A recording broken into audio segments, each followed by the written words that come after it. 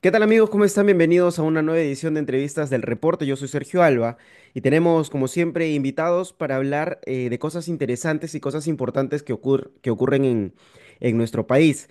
Hace poco se acaba de aprobar un proyecto de unión civil que en realidad es algo que es importante hablar para nuestra sociedad, es importante determinar qué compete esto y por qué afecta y por qué no afecta a nuestro país. Y para eso estamos con el congresista Alejandro Muñante para poder esclarecer mucho el panorama sobre el tema de la unión civil. Congresista, bienvenido al reporte. Muchas gracias por la invitación. Encantado de poder estar aquí con ustedes. Congresista, hablemos de ese proyecto que se ha aprobado de unión civil. ¿Qué tanto nos afecta? ¿Es bueno? ¿Es malo? Usted, desde su perspectiva dentro del Parlamento, coméntenos un poco de este tema. Mira, yo creo que es un proyecto nocivo y lo explico desde varias aristas, ¿no? Ujú, Hay un tema legal, jurídico, que es insalvable, que es un argumento que todavía no han podido vencer. Y es que el artículo 4 y 5 de la Constitución son bastante claros, mientras que el artículo 4 habla de que el Estado tiene la finalidad de promover el matrimonio y proteger la familia desarrollado el concepto de matrimonio en el Código Civil, donde dice claramente que es la unión voluntaria entre un hombre y una mujer.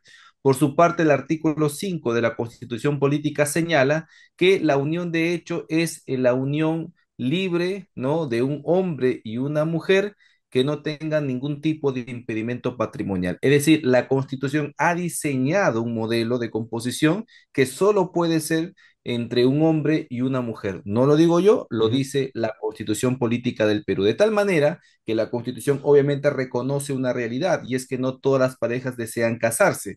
Hay quienes solo se juntan, tienen hijos, por supuesto, y de tal manera que el Estado no puede quedarse indiferente frente a esa realidad y lo que hace es reconocerlo, ¿no es cierto? Reconocer esa realidad y le otorga cierta protección. ¿Por qué le otorga protección? Porque estas parejas que no desean casarse, pero que se juntan para tener un proyecto de vida juntos, tienen hijos. Y son los hijos los que necesitan ser protegidos ante la separación, ¿no es ujú, cierto?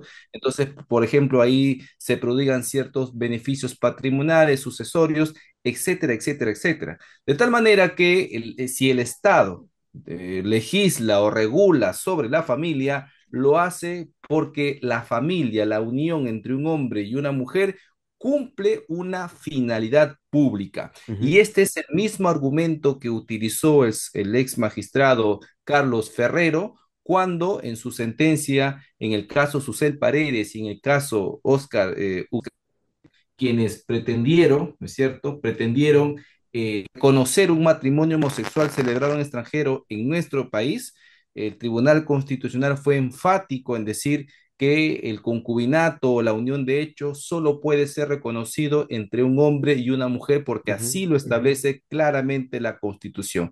Y también señaló el señor Ferrero que si el Estado regula la familia es con la única finalidad de proteger ese bien o esa finalidad pública que es la subsistencia del Estado a través de la prole.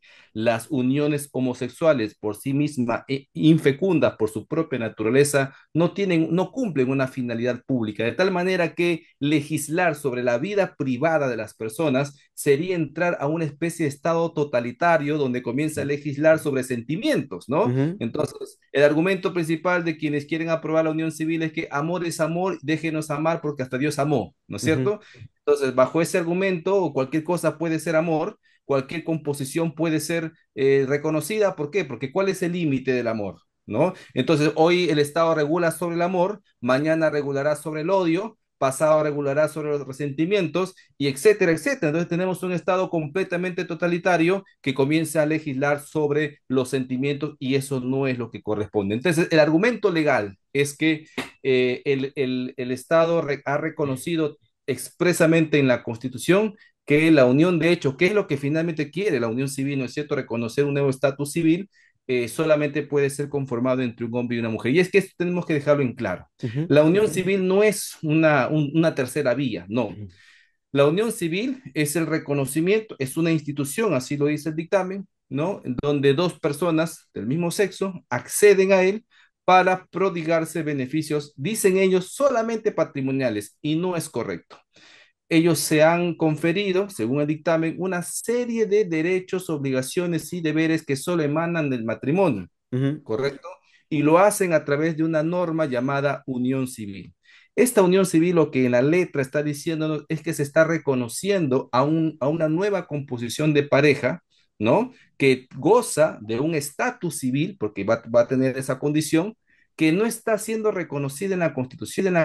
De tal manera que el argumento que nosotros establecemos es que si se quiere reconocer una nueva especie de unión de hecho fuera de lo que la Constitución establece, lo mínimo que tenemos que hacer jurídicamente es modificar el artículo 5 de la Constitución. Ya, Y eso no se está haciendo con esta norma de menor rango que está en la práctica modificando el artículo 5 de la Constitución. Ese es el argumento legal, digamos, un argumento que hasta claro. el día de hoy no han podido vencer. Ujú. El segundo argumento es que el Estado y como lo dice la Constitución, desde que hemos sido fundados como país, reconoce a la familia. ¿Qué significa reconocer?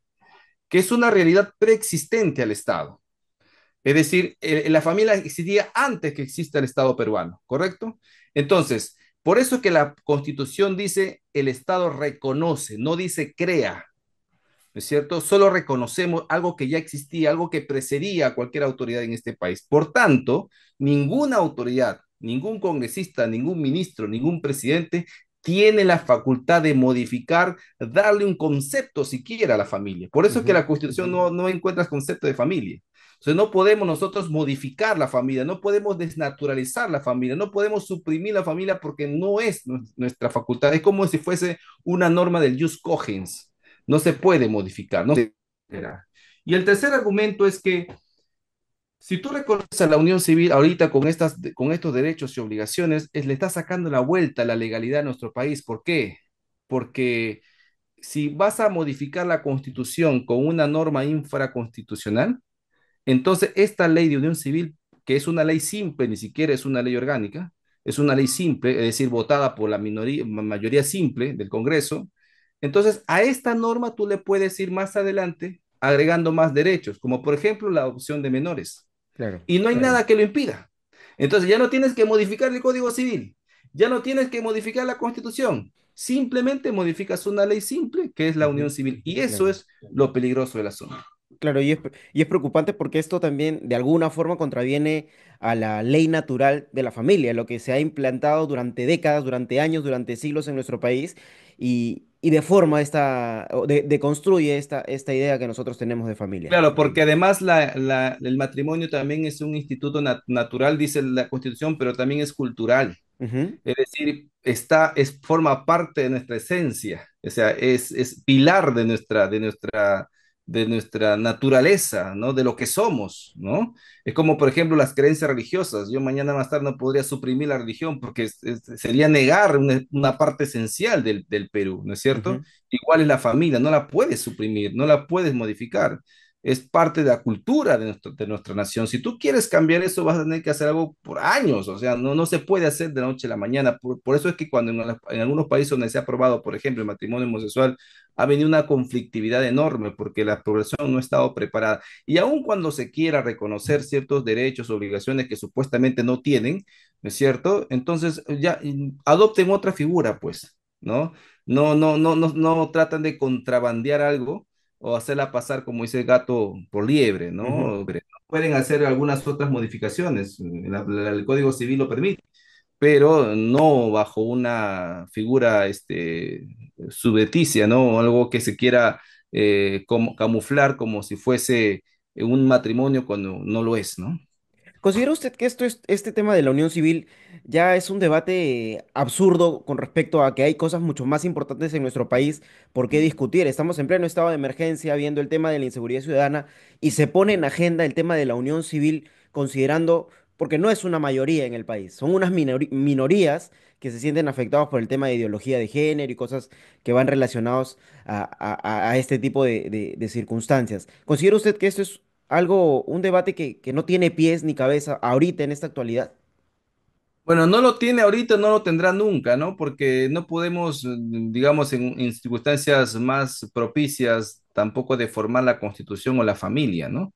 Eso no, ese debate no es bienvenido nunca, Ujú. pero claro está que hay quienes han señalado eso y no dejan de tener razón, ¿no? Tenemos tantas necesidades hoy como país como para estar debatiendo o enfrascándonos en una discusión tan innecesaria como esta, ¿no? Yo creo que esto obedece más que nada a un ego personal del congresista proponente, porque claro, en el 2015 este tema también se debatió, lo propuso Carlos Brus, Ujú. nunca llegó al pleno porque se desnaturalizó y se quedó solamente en la Comisión de Justicia. Creo que el congresista proponente, autor de la iniciativa, lo que quiere es llevarse esa coronita, ¿no? De que al menos llegó al pleno, ¿no es cierto? Pero en realidad es una ley gusanito, digo yo, ¿no? Como así la canción, ¿no? Nadie me quiere, soy como el gusanito, igualito. ¿Por qué? Porque la comunidad LGTB que sale a marchar cada junio de cada año tampoco quiere la unión civil, incluso hemos visto comunicados que no quieren migajas, ¿no es cierto? Y la población que es mayoritariamente conservadora, peor, ¿no es cierto? Claro. Entonces, aquí estás beneficiando a un grupito, un ego personal en realidad. No podemos, pues, nosotros polarizar el país por egos personales, ¿no? No es la primera vez que se debate este tema de la unión civil. Usted lo mencionaba, lo propuso en algún momento Carlos Brus, ¿no? Se ha hablado anteriormente dentro del Parlamento sobre este tema, ¿no? Por ahí también, si mal no lo recuerdo, la congresista Susel Paredes también lo puso en agenda en algún momento. Entonces, son debates que al final terminan siendo una constante dentro del Parlamento en circunstancias que deberían ser más objetivas, ¿no? Más direccionadas para cosas importantes en nuestro país. Claro, claro, porque uno de los argumentos que he escuchado en el debate de la Comisión de Justicia es que este tema ya tiene 21 años, dicen los Ujú, autores, ¿no? Que ya tiene que aprobarse. No, no porque se discuta muchos años ya tiene que aprobarse, eso es una falacia, ¿no? Por ejemplo, el cambio de constitución, la Asamblea Constituyente tiene hace años y no por eso debería aprobarse, ¿no es cierto? Entonces, eso de por sí ya es una falacia. Y la otra falacia es que lo que se argumenta es que estamos luchando por la igualdad de derechos, ¿no? Por el reconocimiento de derechos, pero en realidad eso también es una falacia, y lo digo de manera categórica porque ni el aborto ni el matrimonio homosexual son derechos. ujú. La institución del matrimonio no es un derecho propiamente dicho. El Tribunal Constitucional ha señalado claramente que el matrimonio es una institución, no es un derecho. El Tribunal de Estrasburgo en Europa, cuando también discutió el tema del matrimonio igualitario, también señaló de manera tajante de que el matrimonio homosexual no es un derecho y que será cada estado en su libertad, ¿no es cierto?, el que adopte o apruebe este tipo de iniciativas. Entonces, no es un derecho. Por tanto, si no es un derecho, no estamos hablando de ningún campo de desigualdad. Claro, El matrimonio es una institución que tiene presupuestos y quien quiera acceder a él tiene que cumplir los presupuestos. Igual como, por ejemplo, la patria potestad también es una institución. Yo para acceder a la patria potestad, lo mínimo que tengo que tener es hijos, ¿no es cierto? exacto. Tengo que tener hijos o tengo que adoptar uno. No puedo yo creer que tengo el derecho a la patria potestad si soy un hombre soltero sin hijos. Ujú. Es imposible. Entonces, hay instituciones que han sido diseñadas para cumplir una finalidad pública y para acceder a él necesitas cumplir con requisitos. Porque si fuese un derecho el matrimonio, todos tendríamos derecho a él. Entonces, ¿qué pasaría si yo le propongo a mi novia que se case conmigo y me lo niega? ¿Qué? ¿Está yendo en contra de mi derecho al matrimonio y por eso la tengo que denunciar? No, Claro. pues. Entonces, no es como lo pintan y por esa razón es que es importante aclarar esos conceptos. Congresista, hay algo interesante que usted mencionó y que me llamó mucho la atención, es el tema de que si se aprueba esta ley, puede haber la facilidad mañana más tarde de que se apruebe digamos, un beneficio para ellos, que es la adopción de niños, Claro. que es algo preocupante. Y lo ha dicho Eh, su propia autora, lo ha dicho, o sea, a las pruebas me remito. Claro, y es algo preocupante porque, de nuevo, ¿no? Atenta contra la ley natural de la familia, porque la familia está compuesta por papá, mamá e hijos, no papá, Ujú. papá, hijos, no mamá, mamá, hijos. Entonces, esto también atenta un poco contra la idea de lo natural que nosotros durante años hemos tratado de preservar en nuestra sociedad. Claro que sí, claro que sí. Y es que, como te digo, cuando se legisla sobre temas de familia, lo que se procura es proteger el interés superior del niño. Si tú te das cuenta, y revisas toda la legislación en cuanto a matrimonio, que es difícil, o debería ser un poco difícil, ¿no es cierto?, acceder al divorcio después de haberte casado. El tema de la pensión de alimentos, la patria potestad, el régimen de visitas, ¿no es cierto? Todo está diseñado para proteger a la prole, ¿no? O sea, el Estado ha diseñado el matrimonio para no ser disuelto y si tú quieres disolverlo, tienes que cumplir también ciertos requisitos para poder disolverlo. No puedes ir de noche a la mañana y me quiero divorciar y punto, no, tienes que Ujú, cumplir ciertos requisitos porque lo que se procura es salvaguardar la familia, ¿no? Entonces, evidentemente esto es así y cumple, como te digo, la función de la subsistencia del Estado. Yo estuve, gracias a Dios, en algunos países de primer mundo como Seúl, en Corea del Sur, la ciudad de Seúl, y ahí hay un problema grave y es que no están naciendo niños, ¿no? Entonces, ellos están con la pirámide invertida. Tú sabes bien que los tres elementos que conforman un Estado es territorio, población y poder. ujú, Y si la población está decayendo, ¿cómo asegura la subsistencia del Estado? ujú. ¿Cómo te aseguras de que acá 100 años tu país siga existiendo? O de repente ya se volvió un país de inmigrante porque las mujeres en tu país decidieron no tener hijos. Entonces, es una preocupación. Y en Corea del Sur, por ejemplo, hasta le están pagando a las mujeres para tener hijos. En otros países les liberan los impuestos. ¿Por qué? Porque se han dado cuenta del terrible problema que es reducir las tasas de natalidad.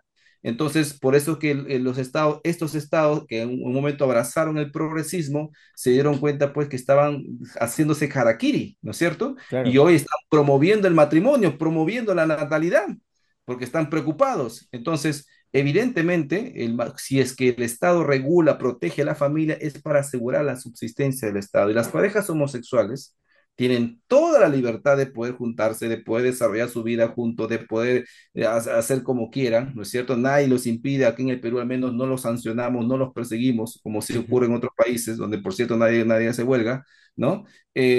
Pero no son pues relaciones que puedan tener una finalidad pública. A nadie le interesa lo que estas dos personas hagan en sus cuatro paredes, ¿no es ujú. cierto? No Claro, por son eso les cosas vamos a muy... otorgar derechos y obligaciones, ¿no?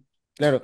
A ver, eso lo aprobó la Comisión de Justicia y Derechos Humanos. ¿Qué procede? ¿Pasarlo a pleno, debatirlo en el pleno? ¿Cómo va a funcionar Sí, ese tema? lo que procede según el reglamento es que tiene que pasar primero 7 días después de aprobado en la Ya. Comisión de Justicia para que esté expedito de ser agendado en el Pleno. Pero para que sea agendado en el Pleno necesita que un congresista vocero pueda solicitar su priorización en la agenda del Pleno en una junta de portavoces. Junta de Ujú, portavoces que debería suceder la próxima semana.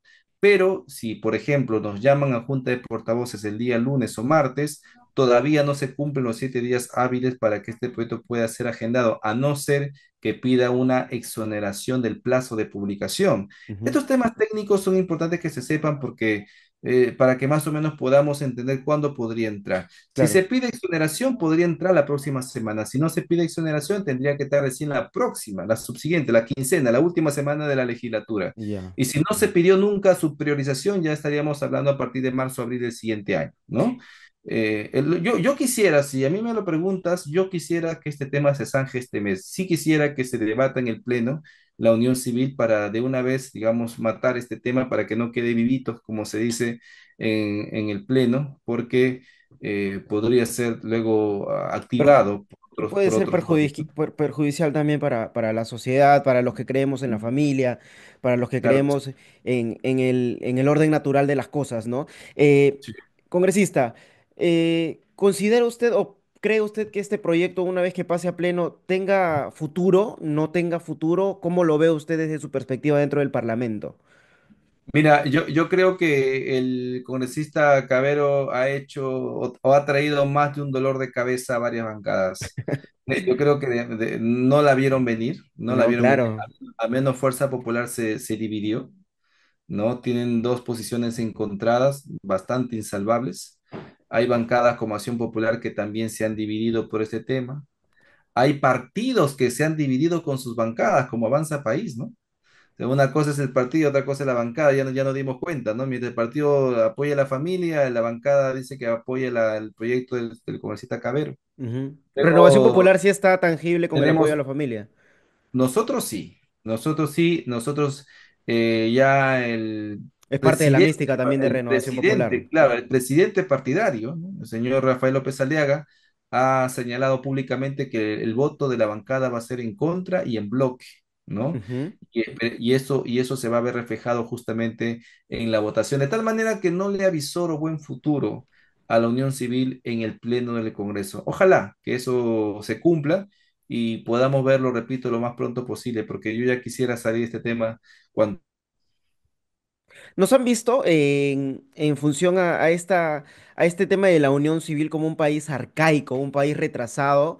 Porque hay varios países del primer mundo que están con este tema de la unión civil, ¿no? El tema de, por ejemplo, Estados Unidos por un lado, Corea del Sur por otro lado, son países del primer mundo que, pero ven al Perú y dice, pero Perú es un país tercermundista Mm. que está retrocedido en el tiempo y no quiere aceptar el tema de la unión civil. Yo creo, en lo personal, que no es ser tercermundista, sino prevalecer los valores de una familia. Creo que es algo importantísimo y que se está dejando de lado mucho por este tema que es fomentado por el progresismo en su mayoría.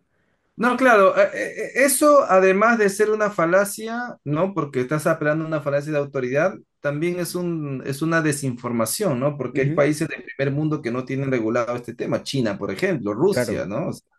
Son países de primer mundo, ¿quién podría negar eso? Y ellos no tienen regulado esto, ¿no? Recordemos que de estos países de primer mundo, como los europeos, también vino el marxismo, ¿no? También vino el fascismo, ¿no? Entonces, no por ser europeos vamos a copiarlos todo. Lo que creo que hay que hacer es hacer respetar nuestra soberanía, nuestra propia identidad y nuestra cultura para poder, digamos, legislar por peruanos y para los peruanos, y no necesariamente dejarnos llevar por las corrientes que ocurren en otros lares, ¿no? Yo creo que el Perú, junto con Paraguay, junto con El Salvador, Guatemala, hasta Panamá y República Dominicana, son los que están dando la hora, son bastiones pro vida, pro familia, y creo que son justamente los países que están siendo más atacados en estos momentos. En Paraguay, el año pasado se desarrolló la Asamblea General de la OEA, ¿no? Ujú. Que ya sabemos que están ahí para todo, menos para reducir la pobreza, para reducir la corrupción. No, para esos temas no se reúnen, solo se reúnen para reconocer el aborto y el matrimonio homosexual. Claro, es su Luego agenda, ¿no? Su tenemos, agenda. luego tenemos en El Salvador un caso, el caso Beatriz, ¿no? Que en estos momentos está siendo ventilado a nivel de la Corte Interamericana, donde supuestamente estarían aprobando el aborto. ¿Y quién es el demandado? El Salvador, ¿no? Un país pro vida. Luego en el Perú ya entró el tema de la unión civil, como tú puedes darte cuenta. Entonces todo esto te habla de una maquinación orquestada en contra de los países que hasta este momento se han mantenido firmes contra esta agenda ideológica. Claro.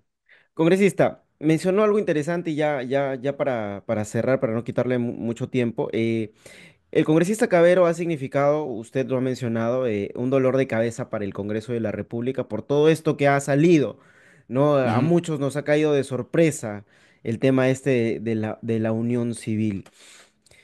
¿Cómo, cómo usted lo ve este panorama con el congresista Cabero? ¿Va a seguir en esta circunstancia, en este limbo? ¿Qué ha pasado para poner en jaque a muchas personas en el Congreso de la República? Usted me comentó que hay bancadas que se han dividido a raíz Claro. de este proyecto. Sí, mira, yo creo que como te digo, está siguiendo un tema muy personal. Ujú, Evidentemente es una ley que le beneficia directamente y eso es algo que de por sí ya no deberíamos ver si es que entra o no en el campo de lo ético, ¿correcto? Pero, a ver, ellos, a menos el congresista en mención, se afana de ser muy liberal, ¿no es cierto? Sin embargo, no tiene nada de liberal el hecho de permitir o darle la venia para que el Estado regule sobre los derechos de las personas, ¿no? ujú, Entonces, si hoy legisla sobre el amor, mañana legislará sobre el odio, pasado legislará sobre el resentimiento y después legislaremos sobre, no sé, sobre la nostalgia. Entonces vamos a tener un estado, un ministerio de la verdad, ¿no? El gran hermano, ¿no? Como el mundo orwelliano, ¿no es cierto? Entonces, ¿qué de liberal tiene eso? Absolutamente nada. Y es más, en todos los países donde se ha aprobado el matrimonio igualitario o el aborto, han sido por la fuerza coercitiva del Estado. Ujú, De tal ujú, manera que es el Estado quien solventa esas agendas. Y si alguien se opone utilizando, sí, su libertad a la conciencia, libertad de religión, libertad de pensamiento, libertad de expresión, son simplemente sancionados, perseguidos, hasta encarcelados. ¿Por qué? Porque están yendo supuestamente en contra de derechos, ¿no es cierto? ujú. Entonces, ¿qué de liberal tiene eso? Claro. Evidentemente nada, yo creo que aquí es importante utilizar este tema para descubrir estos falsos discursos liberales que en realidad son enteramente progresistas y que lo único que buscan es imponer la fuerza coercitiva del Estado. Congresista, para cerrar, esto al final es un prejuicio para nuestro país, un prejuicio tangible, fuerte, ¿no? Para Sí, pero la naturaleza. claro, pero también es una llamada de atención, Ujú, ¿no? Creo que esto debe servir para darnos cuenta que hay una agenda progresista en ciernes que tenemos que despertar. Thomas Jefferson dijo, el precio de la libertad es su constante vigilancia.